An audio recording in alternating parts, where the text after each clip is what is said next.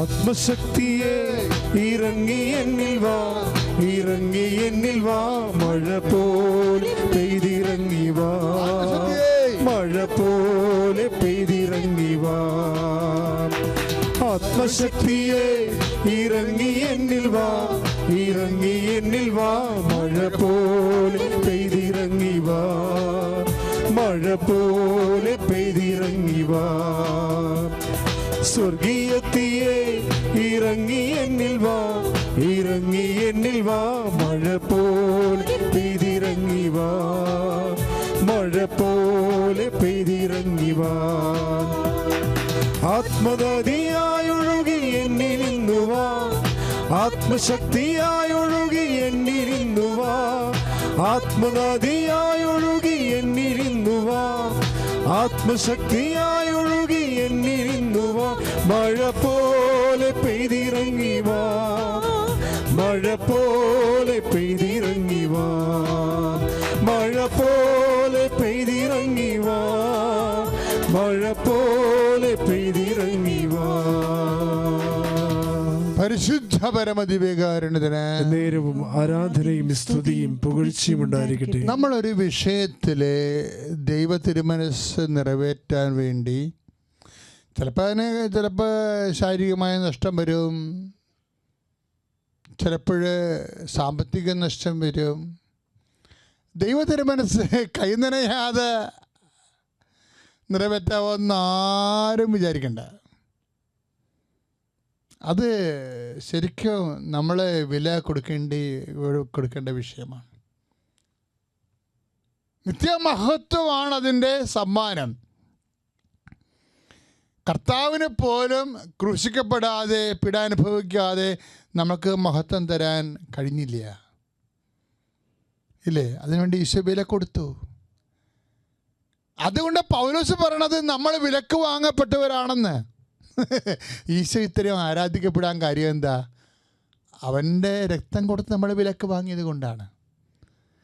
അവൻ ദൈവപിതാവിൻ്റെ തിരുമനസ് നിറവേറ്റുന്നതിന് വേണ്ടി പാപത്തിനെതിരെയുള്ള പോരാട്ടം രക്തച്ചൊരിച്ചിൽ വരെ ആയിട്ടില്ലെന്ന് പൗലോസ് പറയുന്നുണ്ടെങ്കിലും കർത്താവിന് ആ പോരാട്ടം രക്തച്ചൊരിച്ചിൽ വരെ ആകി.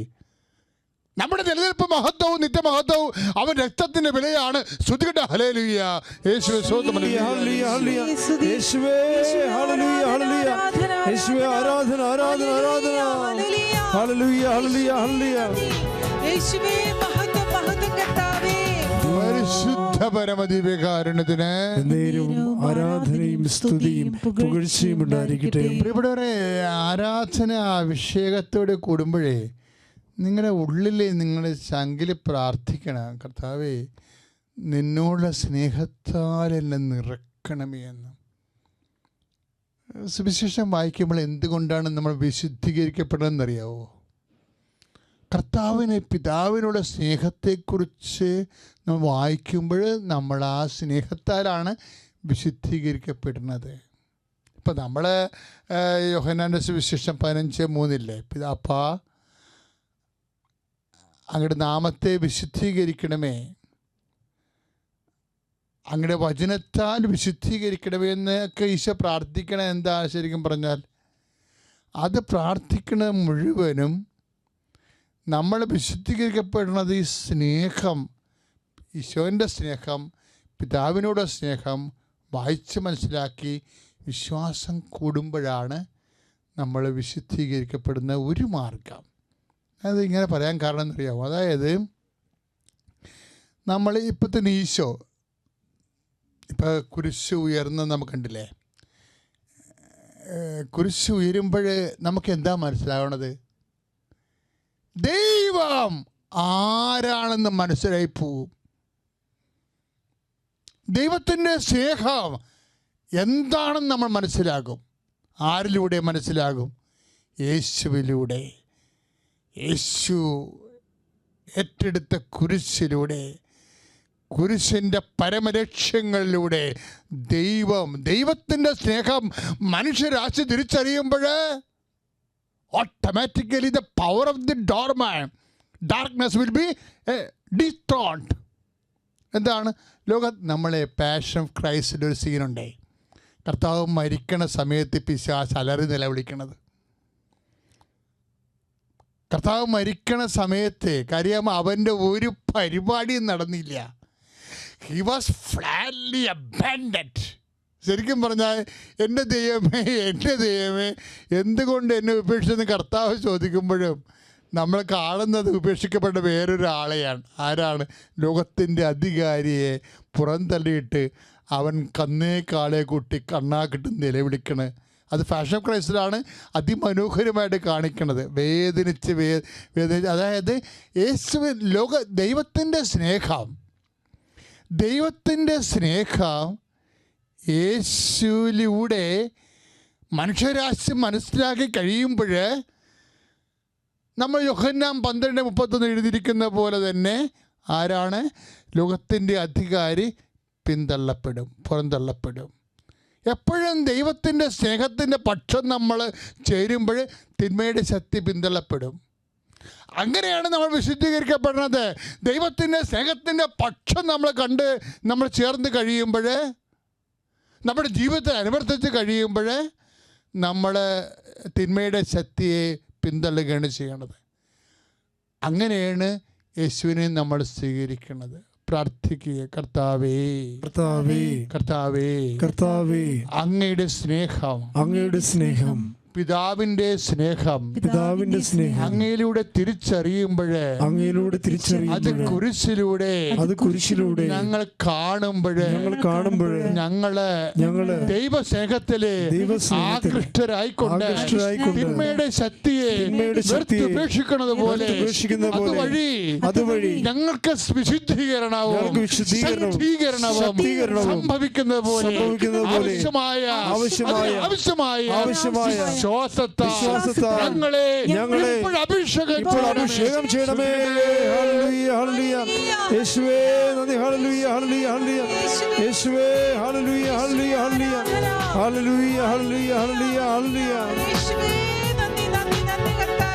ക്രൂശിൽ കണ്ടു ഞാൻ നിൻ സ്നേഹത്തെ, ആഴമാർന്ന നിൻ മഹത്യാഗത്തെ. ക്രൂശിൽ കണ്ടു ഞാൻ നിൻ സ്നേഹത്തെ, ആഴമാർന്ന നിൻ മഹത്യാഗത്തെ. പകരം എന്തോ നൽകും ഞാനിനി, ഹൃദയം പൂർണ്ണമായി നൽകുന്നു നാഥന്. പകരം എന്തോ നൽകും ഞാനിനി, ഹൃദയം പൂർണ്ണമായി നൽകുന്നു നാഥന്. ക്രൂശിൽ കണ്ടു ഞാൻ നിൻ സ്നേഹത്തെ, ആഴമാർന്ന നിൻ മഹത്യാഗത്തെ. പരിശുദ്ധ പരമദിവ്യകാരുണ്യത്തിന് നേരവും ആരാധനയും സ്തുതിയും പുകഴ്ചയും ഉണ്ടായിരിക്കട്ടെ. ദൈവത്തിൻ്റെ സ്നേഹം നമ്മളെ തിരിച്ചറിഞ്ഞത് കുരിശിലൂടെയാണ്. ശരിക്കും അതുകൊണ്ടാണ് ഈശോ പറഞ്ഞത്, ഞാൻ ഭൂമിയിൽ നിന്ന് ഉയർത്തപ്പെടുമ്പോൾ 12:32 യോഹന്നാൻ്റെ സുവിശേഷം. ഞാൻ ഭൂമിയിൽ നിന്ന് ഉയർത്തപ്പെടുമ്പോൾ എല്ലാ മനുഷ്യരെയും എന്നിലേക്ക് ആകർഷിക്കുമെന്ന്.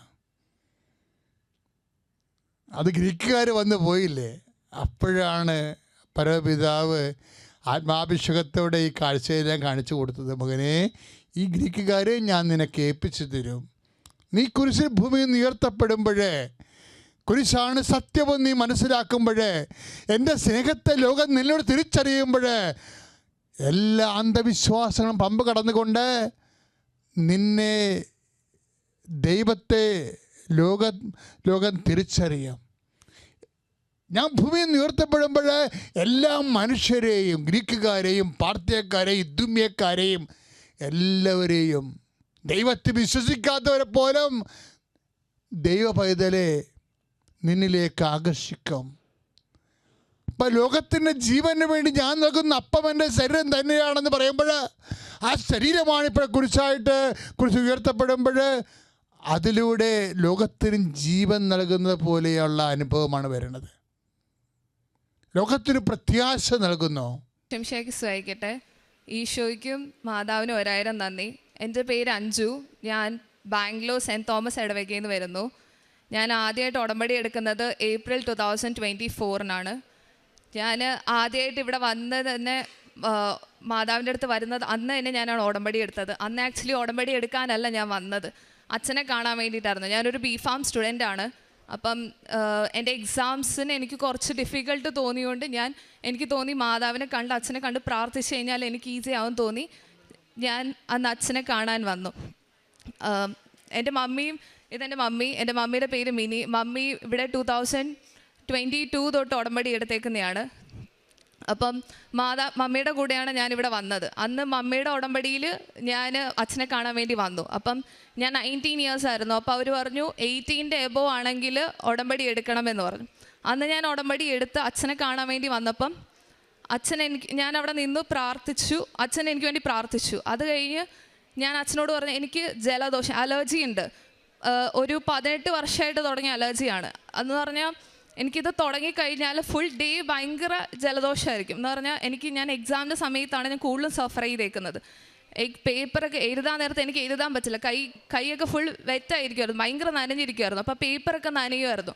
അപ്പോൾ ഇത് കാരണം ഞാൻ ഭയങ്കര വിഷമിച്ചിട്ടുണ്ട്, കാരണം എഴുതാനൊന്നും പറ്റത്തില്ലായിരുന്നു.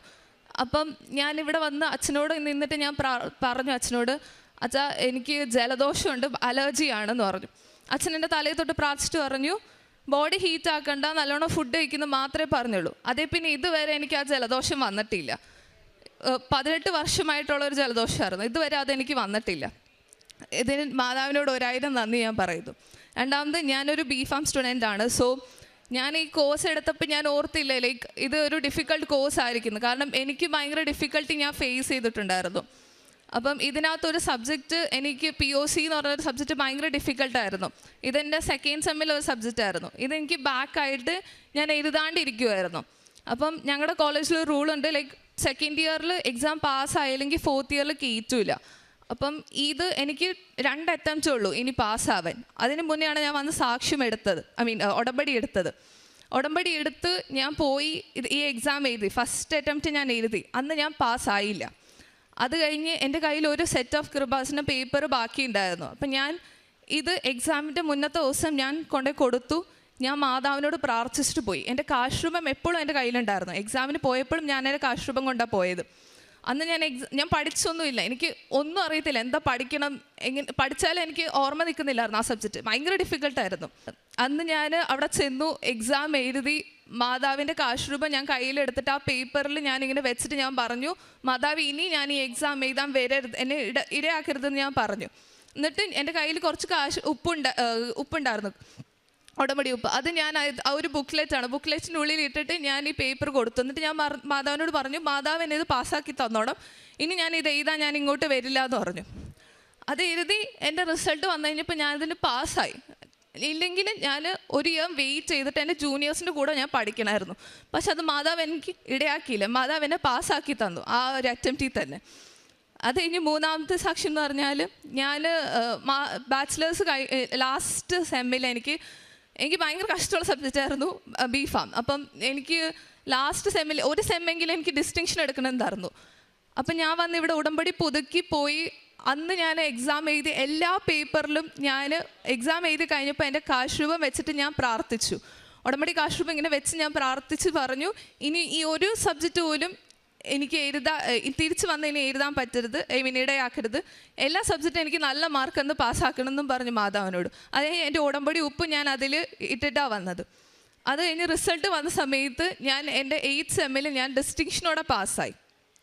അതിന് മാതാവിന് 1000 നന്ദി. അത് കഴിഞ്ഞ് ഞാൻ മാസ്റ്റേഴ്സ് എന്തെടുക്കണം എന്നുള്ളൊരു കൺഫ്യൂഷനിൽ ഇരിക്കുമായിരുന്നു. അപ്പം ഞാൻ ഉടമ്പടി പുതുക്കാൻ വന്നപ്പോൾ ഞാൻ ഇവിടെ ഈ ആൾക്കാരുടെ മുന്നിൽ വന്നിരുന്ന് പ്രാർത്ഥിച്ചു മാതാവിനോട്. എനിക്ക് ആകെ കൺഫ്യൂഷനാണ്, എന്തെടുക്കണം, എവിടെ പോകണം എന്നുള്ളൊരു ഭയങ്കര കൺഫ്യൂഷനായിരിക്കുമായിരുന്നു. അപ്പം മാതാവ് തന്നെ എനിക്ക് ഒരു കോഴ്സ് കാണിച്ചു തന്നു. അത് എവിടെയാണെന്നും കാണിച്ചു തന്നു. അതിന് ഞാൻ അപ്ലൈ ചെയ്തു. അവിടെ നിന്ന് ഞാൻ UK അപ്ലൈ ചെയ്തു. ഞാനത് ഒരു സാക്ഷ്യം ഞാൻ കേട്ട സമയത്ത് ഞാൻ മാതാവിനോട് ഇങ്ങനെ പ്രാർത്ഥിച്ചുകൊണ്ടിരിക്കുകയായിരുന്നു. എനിക്ക് എങ്ങനെയെങ്കിലും ഒരു സൈൻ എനിക്ക് ഞാൻ എങ്ങോട്ടാണ് പോകേണ്ടതെന്നുള്ളൊരു സൈൻ എനിക്ക് തരാൻ വേണ്ടി ഞാൻ മാതാവിനോട് പ്രാർത്ഥിച്ചുകൊണ്ടിരിക്കുക.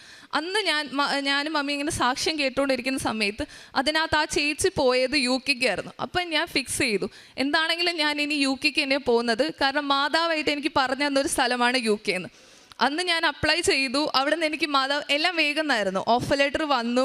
അത് കഴിഞ്ഞിട്ട് ഞാൻ വേഗം എല്ലാ കാര്യങ്ങളും വേഗം അപ്ലൈ ചെയ്തു, എല്ലാം ചെയ്തു. അത് കഴിഞ്ഞ് ലോണിൻ്റെ കാര്യത്തിൽ എനിക്ക് ഭയങ്കര ബുദ്ധിമുട്ടായിരുന്നു. ലോൺ അപ്ലൈ ചെയ്തിട്ട് എല്ലായിടത്തു നിന്നും റിജക്ഷൻ മാത്രമാണ് വന്നുകൊണ്ടുണ്ടായിരുന്നത്. അത് കഴിഞ്ഞ് ലാസ്റ്റ് ഒരു സ്ഥലത്ത് ഓക്കെ ആയി കഴിഞ്ഞപ്പം അവർ ഡിസ്പേഴ്സ് ചെയ്തില്ല. എനിക്ക് എക്സാമിൻ്റെ ലാസ്റ്റ് ഡേറ്റ് തന്നിട്ടുണ്ടായിരുന്നു ഫീസ് കെട്ടുന്നതിൻ്റെ. ആ ഫീസ് കെട്ടുന്നതിൻ്റെ ലാസ്റ്റ് 2 ദിവസത്തിന് മുന്നേ എനിക്ക് അത് ഡിസ്പേഴ്സ് ചെയ്യണം, കാരണം അവിടെ റീച്ചാണ്. പക്ഷെ ഇവർ ഡിസ്പേഴ്സ് ചെയ്തില്ല.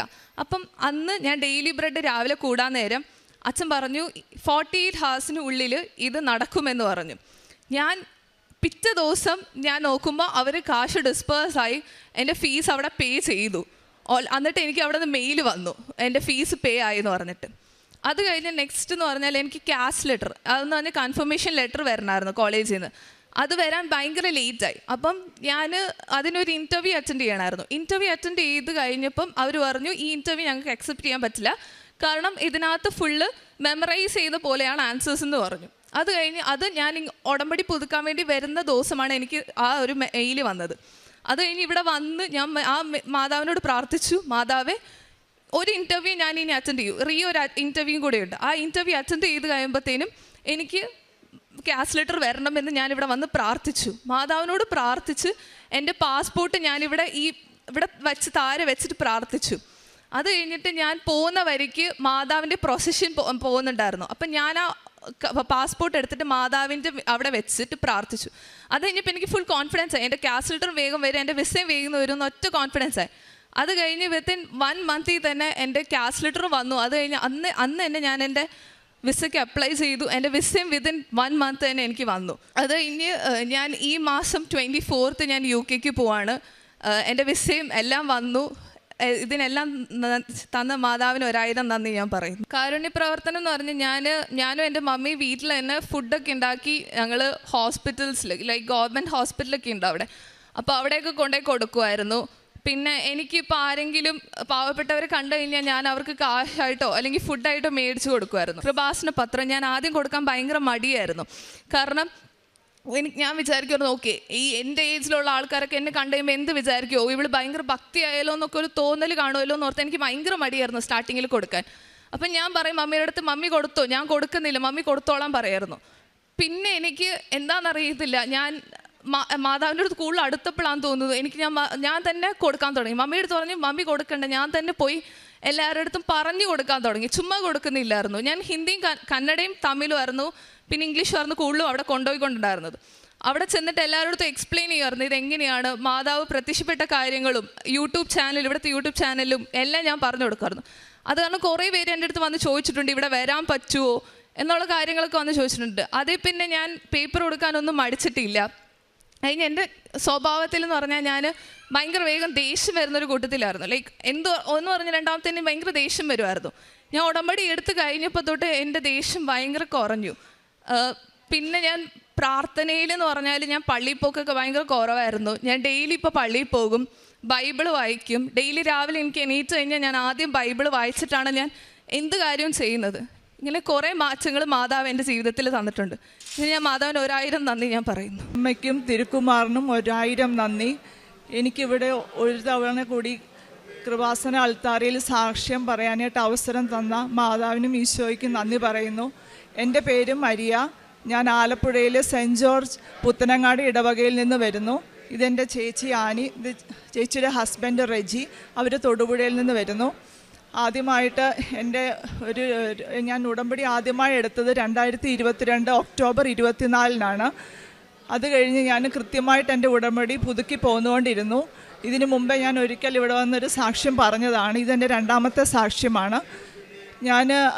എനിക്ക് 2 വർഷത്തിന് മുകളിലായി എനിക്ക് വലത് കാലിൻ്റെ ഉപ്പൂറ്റിക്ക് അതിശക്തമായ വേദനയായിരുന്നു. ഞാനതിന് പ്രത്യേകിച്ച് മരുന്നൊന്നും എടുത്തിരുന്നില്ല. ഞാൻ ഇരുന്നിട്ട് എഴുന്നേൽക്കാൻ എനിക്ക് ഭയങ്കര ബുദ്ധിമുട്ട്, കുറേ നേരത്തേക്കിന് നടക്കാനായിട്ട് ബുദ്ധിമുട്ട്, അങ്ങനെയൊക്കെ ആയിരുന്നു. അങ്ങനെ ഇരിക്കെ പിന്നെ ആ വേദന ക്രമേണ കൂടി വലത് കാലിൻ്റെ ചെറുവിരൽ മുതൽ ഉപ്പൂറ്റി വരെയുള്ള ഭാഗത്ത് ശക്തമായ വേദനയായിരുന്നു. എനിക്ക് കാലിൽ തൊടാൻ പോലും സാധിക്കില്ല, അതുപോലെ വേദന. പക്ഷെ ഞാൻ ഓരോ മരുന്നൊക്കെ തേച്ച് ഇങ്ങനെ പോകുന്നു. മാത്രമല്ല ഞാൻ എല്ലാ ദിവസവും ഉടമ്പടി തൈലം പുരട്ടി പ്രാർത്ഥിക്കുമായിരുന്നു. അങ്ങനെ കഴിഞ്ഞ വർഷം ജപമാല റാലിക്ക് മുമ്പായിട്ട്, കഴിഞ്ഞ വർഷം ഓഗസ്റ്റ് ആയപ്പോൾ എൻ്റെ മനസ്സിൽ ഇങ്ങനെ വലിയൊരു പ്രേരണ വന്നുകൊണ്ടിരിക്കുകയാണ്, ഈ തവണ ജപമാല റാലിക്ക് പോയി കൂടണം.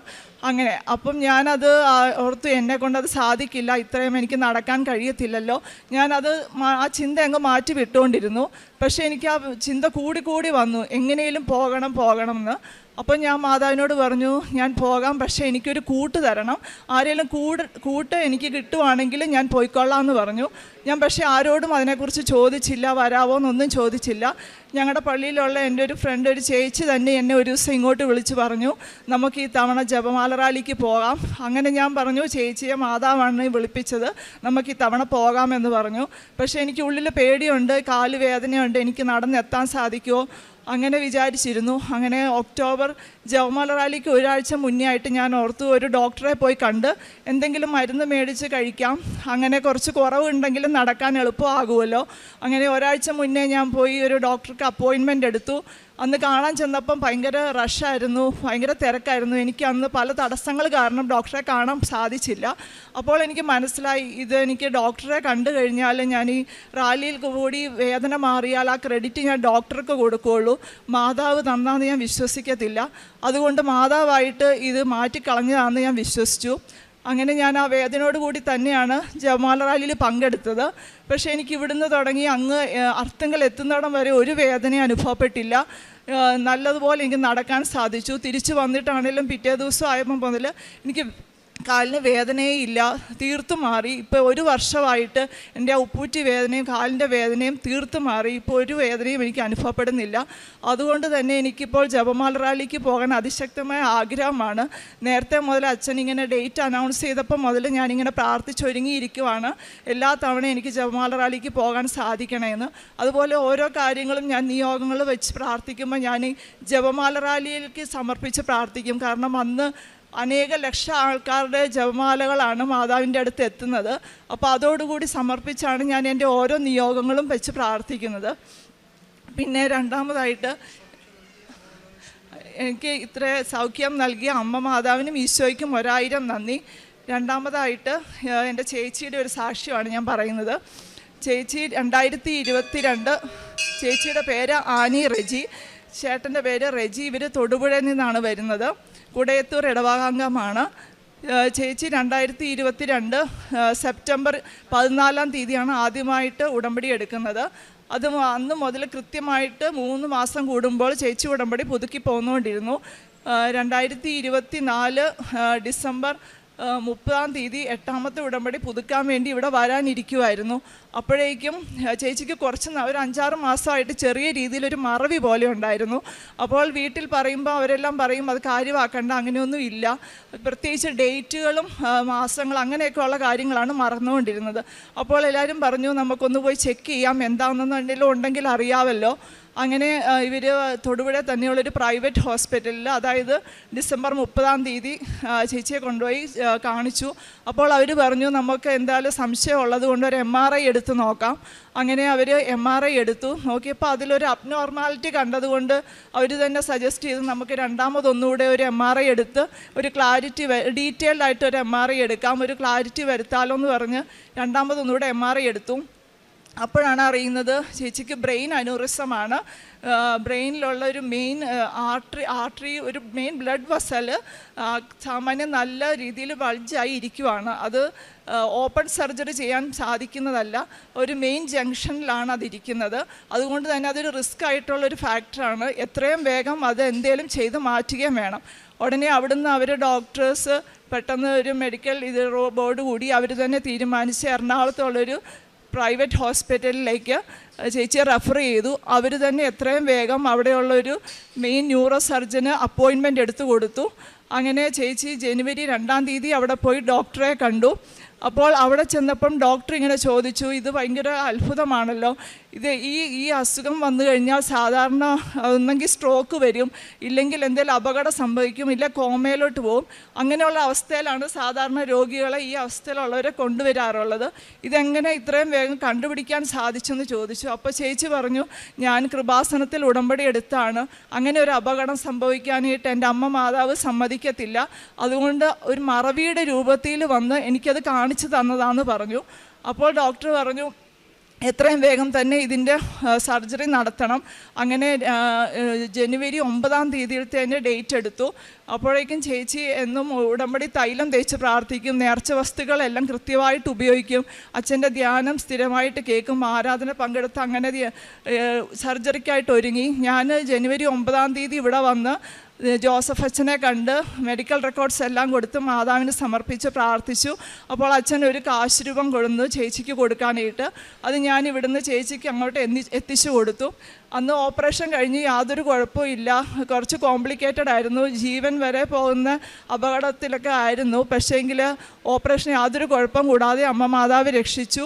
ഇപ്പോൾ ചേച്ചിക്ക് ഇതുവരെയായിട്ട് ഒരു കുഴപ്പമില്ല, നല്ല മറവിയെല്ലാം മാറി നല്ലപോലെ കഴിയുന്നു. ഇനി ഞാൻ അമ്മയ്ക്കും ഈശോയ്ക്കും 1000 നന്ദി പറയുന്നു. ഞാൻ എൻ്റെ കാരുണ്യ പ്രവർത്തികൾ ഞാനും എൻ്റെ ഒരു ഫ്രണ്ടും കൂടി ആലപ്പുഴയിൽ തന്നെയുള്ളൊരു സ്പെഷ്യലി ചാലഞ്ചർ സ്കൂളിൽ അവിടുത്തെ കുട്ടികൾക്ക് ആവശ്യമായ കാര്യങ്ങളെല്ലാം ചെയ്തു കൊടുക്കാൻ പോകാറുണ്ട്.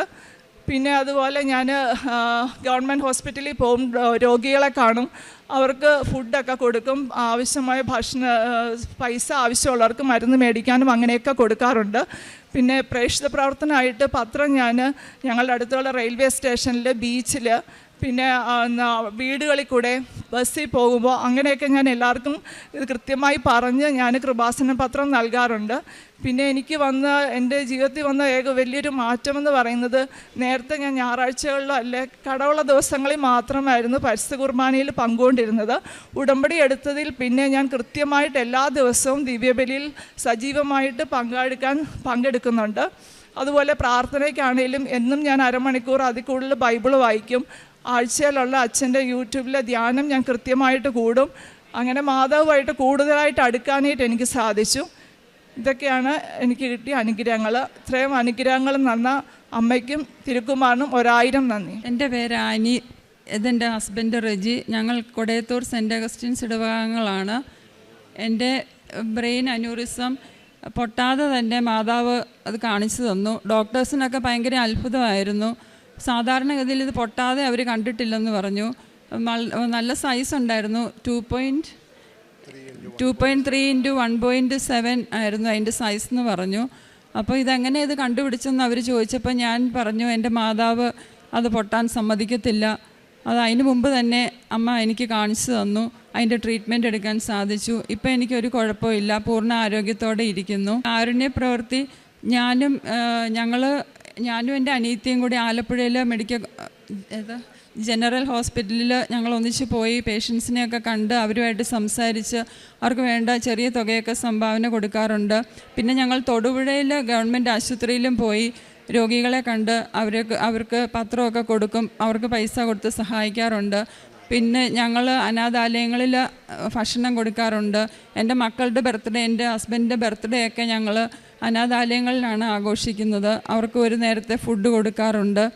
പിന്നെ ഓൺലൈനായിട്ടും സഹായം ചെയ്യാറുണ്ട്. പത്രം ഞങ്ങൾ ഇവിടുന്ന് കൃപാസനത്തിൽ നിന്ന് ഉടമ്പടി എടുത്ത് തിരിച്ച് പോകുമ്പോൾ തന്നെ ഞങ്ങൾ ഒത്തിരി കടകളൊക്കെ ഉള്ള ഒരു ജംഗ്ഷനിലൊക്കെ വണ്ടി നിർത്തി ഞാൻ കടകളിലൊക്കെ കയറി ഇറങ്ങി അവർക്ക് പത്രമെല്ലാം കൊടുക്കാറുണ്ട്. പിന്നെ ഹോസ്പിറ്റലുകളിലും കൊടുക്കാറുണ്ട്. എല്ലാത്തിനും അമ്മയ്ക്കും ഈശോയ്ക്കും 1000 നന്ദി.